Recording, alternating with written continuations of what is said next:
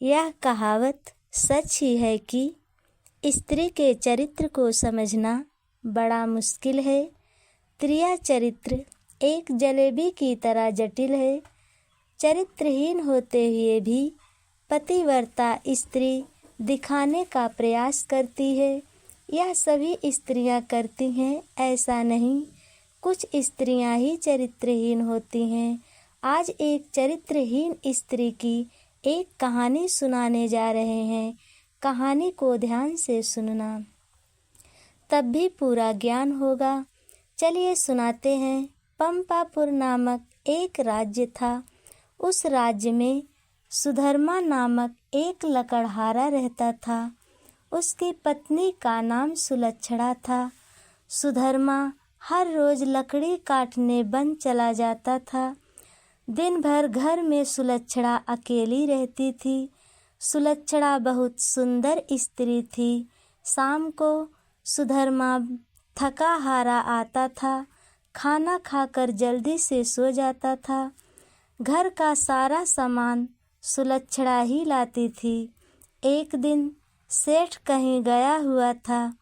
उसकी दुकान पर उसका पुत्र चिंतामणि बैठा था। वह भी सुंदर एवं नौजवान था। सुलक्षणा उसे देखकर उस पर फिदा हो गई। सेठ का बेटा भी उस पर मोहित हो जाता है। चिंतामणि और सुलक्षणा का प्रेम धीरे धीरे बढ़ने लगता है। सुलक्षणा हर रोज सुधर्मा के सो जाने पर चिंतामणि से मिलने जाने लगी।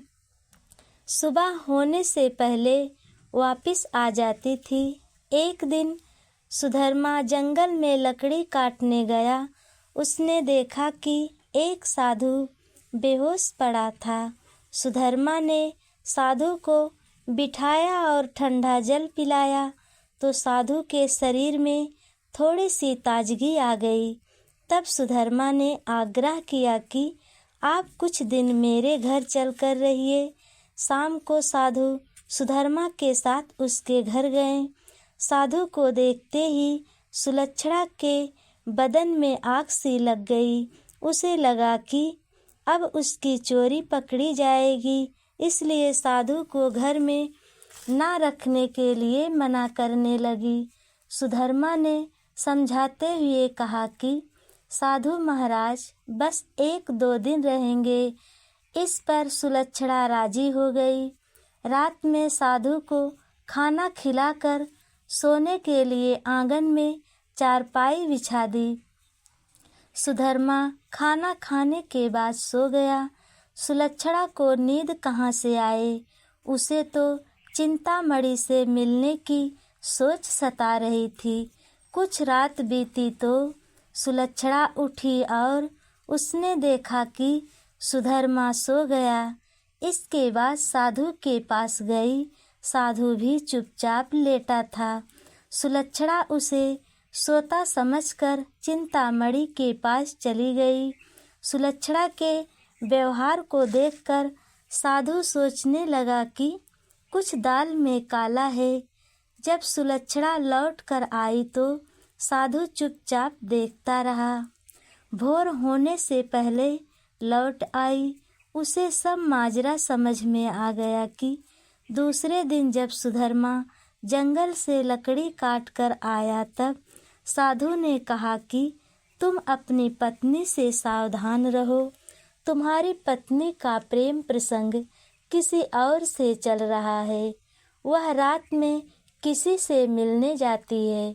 इस बात को सुनकर सुधर्मा क्रोधित हो जाता है। सुलक्षणा को मारने लगता है। सुलक्षणा को एक खंभे में बांधकर सो जाता है। सुधर्मा के घर के पास में हरिश्याम नाम का नाई रहता था, जिसकी पत्नी का नाम सुशीला था। सुलक्षणा की तरह सुशीला भी चरित्रहीन थी। उसका भी किसी और से प्रेम प्रसंग चल रहा था। दोनों एक ही तरह की थी। दोनों में खूब पटती थी। दोनों एक दूसरे का संदेश ले आने ले जाने का काम करती थीं। दोनों एक दूसरे के प्रेमियों को अच्छी तरह से जानती थीं।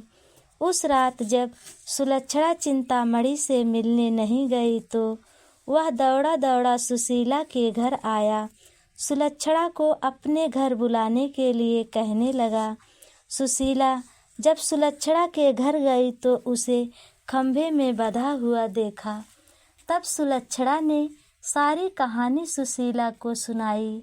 सुशीला ने अपने घर चिंतामणि को आने का संदेश दिया। तब सुशीला कहने लगी कि मैं तुम्हारी जगह बंधी रहूंगी, तुम मेरे घर जाकर मिलकर आओ।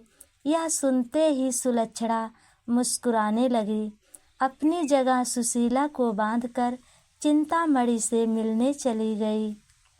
साधु महाराज यह सब सन्न मारकर सुन रहे थे, मगर वे चुपचाप थे। जब सुधर्मा की नींद टूटी तो सुलक्षणा पर उसे तरस आ गई। उसने सोचा कि सुलक्षणा को अब खोल देना चाहिए, लेकिन फिर सोचने लगा कि फिर से वह अपने प्रेमी से मिलने चली जाएगी। तो उसने कहा कि अगर मुझे वचन दो कि मैं अब तुमसे मिलने नहीं जाऊंगी, तब मैं तुम्हें खोल दूंगा। परंतु वहाँ तो सुशीला बंधी थी। वह सोच रही थी कि अगर कुछ बोलूँगी तो मेरी आवाज़ सुधर्मा पहचान जाएगा। यह जान जाएगा कि सुलक्षणा नहीं सुशीला है। यह सोचकर कुछ नहीं बोली। इस तरह चुप रहने पर सुधर्मा क्रोध में आ गया और कुल्हाड़ी को फेंक कर मारा। कुल्हाड़ी सीधे जाकर सुशीला के नाक पर लगी, जिससे उसकी नाक कट गई। वह मन ही मन दर्द को यह सह रही थी, कुछ बोली नहीं। उस समय सुलक्षणा वापस आ गई। बंधन खोलती है तो सुशीला की कटी नाक देखकर सन्न रह गई। सुशीला अपने घर वापस आ गई। सुलक्षणा उसी खम्भे में बंधी रही। साधु बाबा सारा खेल देख रहे थे। थोड़ी देर बाद सुधर्मा बोले कि देख अब सुधर जा, नहीं तो तेरी नाक काटी है, फिर दोनों कान काट दूंगा। यह सुनकर वह एक षड्यंत्र रचने लगी और कहने लगी, हे भगवान, अगर मैं पतिव्रता स्त्री हूँ तो मेरी कटी हुई नाक जुड़ जाए। यह कहकर रोने लगी। नाक तो सुशीला की कटी थी। यह बात सुधर्मा को पता नहीं थी।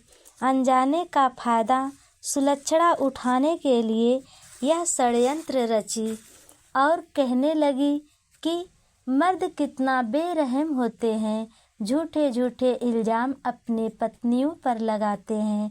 तुम मुझे बदनाम कर रहे हो। मैं एक पतिव्रता स्त्री हूँ। आज मैं तुम्हें दिखा देती हूँ कि मैं पतिव्रता नारी हूँ। ऐसा कहकर कहने लगी, हे प्रभु, अगर मैं पतिव्रता स्त्री हूँ तो मेरी नाक कटी हुई जुड़ जाए। सुधर्मा यह सब सुन रहा था। तब भी वह कहने लगा कि मेरी नाक जुड़ गई। भगवान तेरा लाख लाख शुक्रिया, तुम पतिव्रता स्त्री की लाज बचाई है। सुधर्मा यह सुनकर उसकी बातों पर विश्वास करने लगा और अपनी पत्नी से गलती का माफ़ी मांगने लगा। उधर सुशीला के कपड़े से अपने चेहरे को हमेशा ढकी रहती है कि कटी हुई नाक दिखाई ना दे। सुबह होने पर हरि श्याम दुकान जाने लगा और कहने लगा कि एक छोटा वाला चाकू दो। उसने बड़ा वाला चाकू दिया। नाक कटने की वजह से सुशीला गुस्सा में थी।